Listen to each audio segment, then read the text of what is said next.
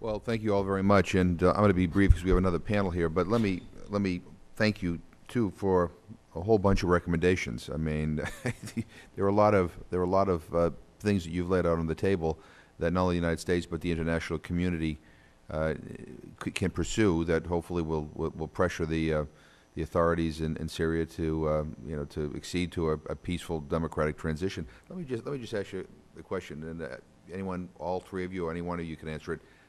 Is the United States moving fast enough on this issue? Are we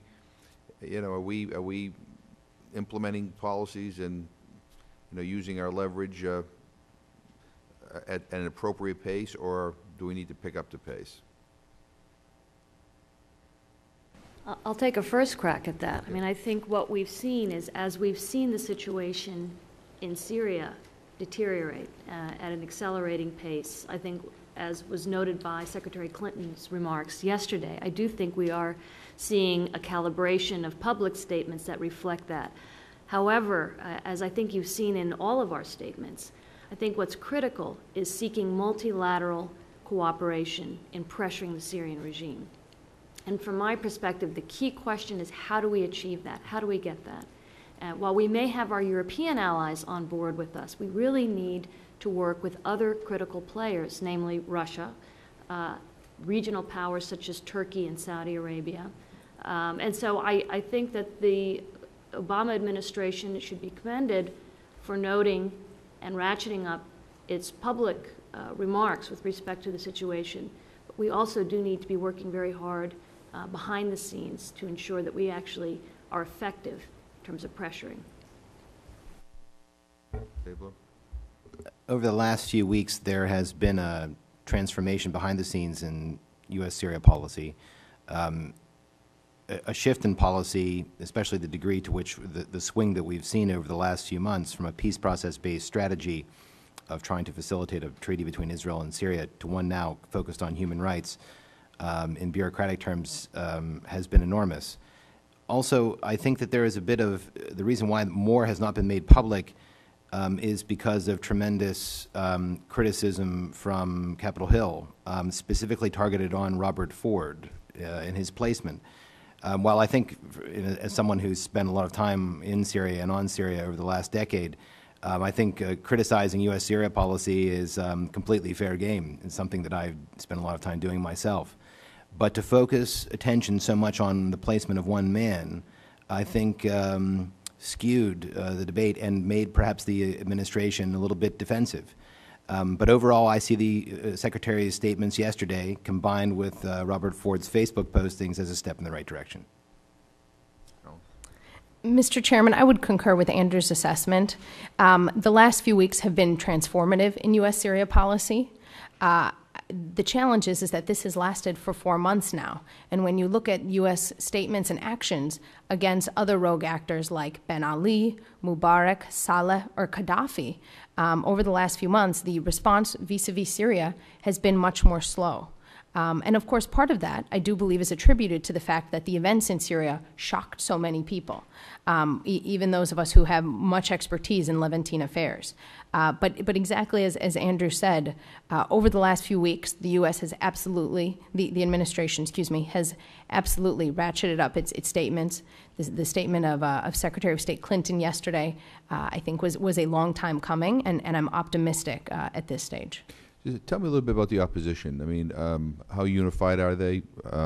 How does it split up in terms of ethnic or geographic distinctions? I mean, is this a unified opposition, or is it not so unified? Yeah. I'll take a quick crack at that. I mean, I think the opposition in Syria today that's out on the streets is not the traditional opposition. Okay. This is a trend we've seen throughout the Arab world. There have been long-standing issues in Syria with the opposition being somewhat divided and incoherent, and I think that continues. I think what's most powerful about what we're witnessing in Syria today is the fact that it's the youth, it's the citizens, it's everyday people that are out in the streets. Traditional opposition figures themselves will sometimes say, we don't really know exactly who's out there.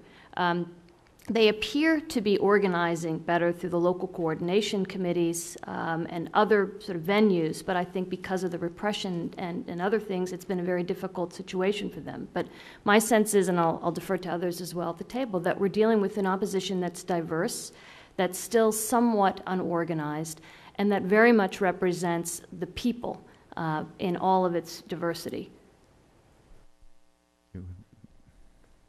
I would agree with Mona.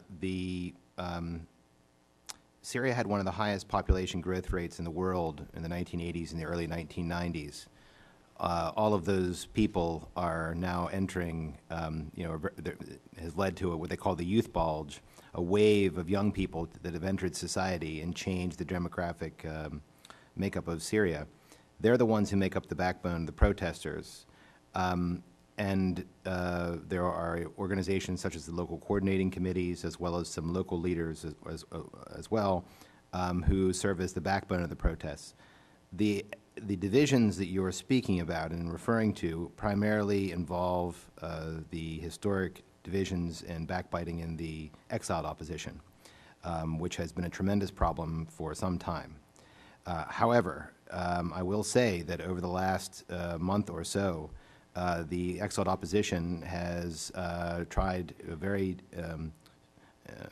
strong way to come together and to come to some sort of unified position. It's tough. It takes time. There are a lot of rivalries. They're also reaching out to the local coordinating committees on the ground. And progress is being made, and this is the most I've seen the Syrian opposition coalesce in over a decade of covering this subject. Mr. Chairman, to concur with the previous speakers, the opposition is diverse and it is also organizing, both of which I think are very positive when we look at it from a U.S. perspective. They've held critical conferences over the last few weeks and are continuing to do so. So we are seeing this on an upward positive trend. There are certain things, though, that I think the international community could do to help them coalesce, given that so much of the opposition is internal to Syria and also so much of it is young. They would particularly benefit from training by organizations such as NDI or IRA and others. Using the internet and other social media type tools, the U.S. can help give them some of the skills to leverage this coalescence. Well, let me just ask another question, just a practical question. What can be done on the ground within Syria? I mean, in terms of NGOs entering the country, and being present. I know we all praised Ambassador Ford's courageous act, but what are the restrictions being imposed on NGOs and their ability to operate in Syria during this time? I'll speak just very briefly to that question. My understanding from those that are operating in nearby Lebanon is that the situation is extremely difficult for NGOs. Certainly for American or foreign NGOs, it's virtually impossible, I think, to operate or certainly to gain entry to the country if they're not already there. So my own sense is I'm a little bit skeptical about how much those of us outside can do with respect to helping organize and train Syrian oppositionists inside the country. I think we have to be very realistic about the very difficult conditions that pertain. And so my own sense is that's a very difficult thing to achieve at this point. Through my conversations with activists on the ground and in Lebanon, there is an opportunity to interact and perhaps train with Syrian opposition members via the internet. In fact, the Syrian opposition, the local coordinating committees meet regularly using Skype combined with some encryption tunnels on the internet that allow them to share ideas freely and get around the regime's internet firewall. So there are possibilities there, but there are also sensitivities as well. The activists in Lebanon pointed out to me that concerning, at the moment they are uploading most of their videos that we see on YouTube via satellite telephones, which they have purchased on the open market, as well as subscriptions to those telephones. They said that oftentimes activists will come in with, or people will come in with videos, but they will ask if the equipment being used is American or Israeli, so there is that sensitivity. But at the same time, the same activists, when I asked them what exactly is it that you need, they said bluntly, we need more sat phones, we need more internet equipment. If I may just add one point, sir. While there's clearly a need to be cautious, there's much we can do. And though analogies are at times difficult, free movement was clearly inhibited in the Soviet Union, and yet those outside parties who sought to enhance freedom and democracy there found ways to do so. Let me just, in the interest of time, just ask two last questions here. One is, how would you compare Lebanon's reaction to Syrian refugees to that of Turkey's? And then the other question, with the Syrian economy becoming increasingly weak, and if we continue to move with some of these items that you've all suggested, how long do you believe that the government could sustain such, could sustain itself and sustain such widespread suppression of the protesters? If we would, I think there's there's this kind of unrealistic view that we can take care of everything in a week.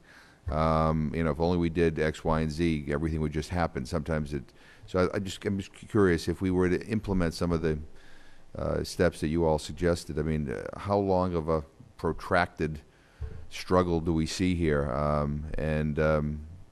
Or is that something that we can't even guesstimate? So let me end with those two questions for any of you or all of you. I'll take a brief, quick stab at both. In terms of Lebanon's response versus Turkey's to the Syrian refugees, very, very different. And I think it's reflective of the fact that the relationships between those countries and Syria are very, very different. As you may recall, Syria has had a long-standing hegemonic relationship with Lebanon, having occupied the country for some nearly 30 years.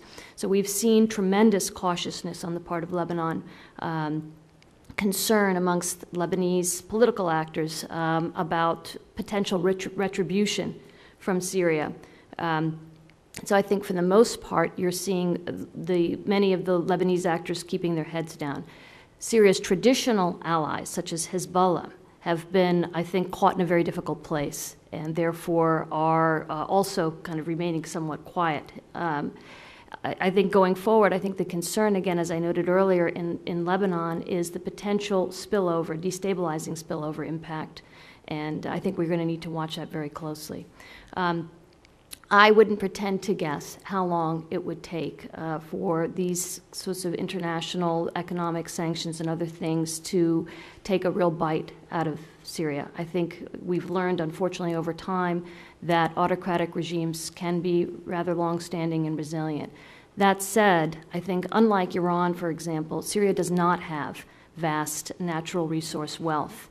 And so one has to ask the question whether it really can withstand its status as an international pariah, which is, I think, the direction it's heading in for an extended period of time. I think it's really, frankly, anybody's guess. Thank you.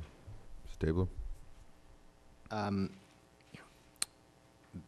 Based on my trip to Lebanon, speaking with the refugees who were in Wadi Khalid, most were very concerned about the Lebanese army at first deploying in the area and protecting them and then withdrawing. They were clearly afraid of Shabiha attacks across the frontier. Turkey's been much more straightforward, I think, in their support for the refugees, although I think both countries have supported the refugees within certain confines. Syria has more influence in Lebanon than it does in Turkey, direct influence, and that has affected that response. Second, in terms of the economy, Syria has about $17 billion in reserves. That's about 8 months, 7.5, 8 months of imports, combined with other measures. But of course, as Mona mentioned, regimes can hold on much longer than that. But the good news is that the limited changes that Bashar al-Assad implemented in Syria over the last 10 years have primarily come in the areas of trade and finance. He had to do that as his oil production went down. Syria needs the international community more than the international community needs Syria. And there are a number of measures, which I think have been mentioned around this table today, which could be put forward as a concerted effort with allies to help coax the Assad regime towards the kind of transition that President Obama has outlined. How long that will take, though, is anyone's guess. Mr. Chairman, on the Lebanon-Turkey question, the relationship between Lebanon and Syria is very much not one of equals. Indeed, Syria only recently opened an embassy in Lebanon, and it still will not fully demarcate the border because it sees Lebanon as part of its own country. The Lebanese are concerned about stability for a host of reasons, and this is very much playing into their hesitancy. On the economics question, I am a bit more skeptical because it's very difficult to find an example where a regime has really been brought down by solely economic sanctions. Even if we look at South Africa, where you had almost total international sanctions, it still took years and years. I am not confident that the Russians and the Chinese will get on board with sanctioning the Syrians. Indeed, they won't even let a UN Security Council resolution pass, so I highly doubt they'll want to harm their state industries. So on the economics question, this could absolutely take a long time. I want to thank all three of you for being here. I appreciate your time and your expertise, and we will circulate all your testimony to all the members of the Commission, but we appreciate it. Thank you very much.